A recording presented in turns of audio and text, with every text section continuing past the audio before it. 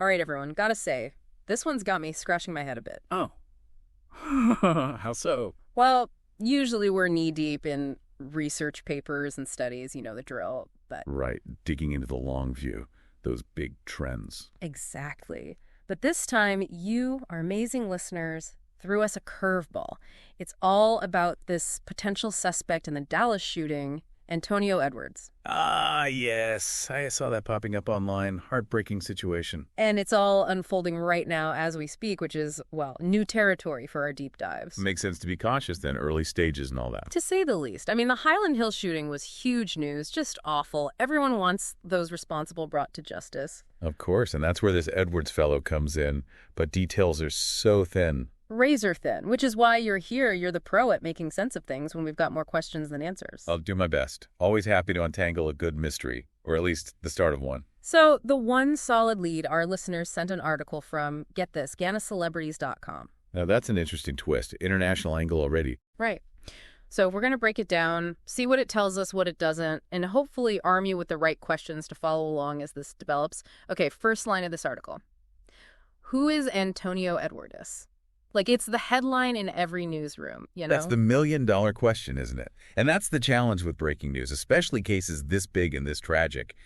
Everyone craves instant answers, but reliable information, the kind that's been thoroughly checked and double-checked, that takes time. And while everyone's waiting, the rumor mill goes into overdrive. I will say, to the article's credit, they're careful with their wording. It's all allegedly and suspect. Good to hear. Responsible reporting is crucial here. Definitely. But even so, details about Edwards himself, non-existent, no age, no background, nothing. It's a common problem in the initial reporting. Journalists are under immense pressure to get the story out, so they piece together whatever bits of information they can find. And often, those fragments are nothing more than names and supposed links to the event. Yeah, and that brings up what's got me totally baffled. Why is a Ghanaian celebrity news site reporting on a suspect in a Dallas shooting? Like, what's the connection? That, my friend, is where things get really interesting.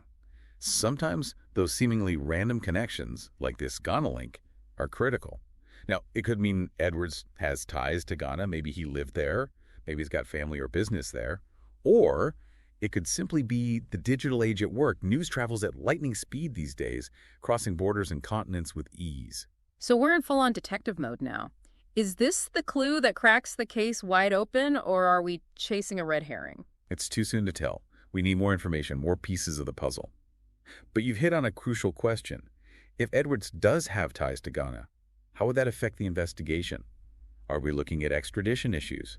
Will it be difficult to track down witnesses? It adds a whole new layer of complexity. This deep dive feels a lot different than our usual ones. It's like we've usually got a map and a compass, and this time we're feeling our way through the dark. And that's an important lesson in itself. Sometimes, the most valuable learning comes from navigating uncertainty. Pay close attention to how this story develops over the next few days and weeks.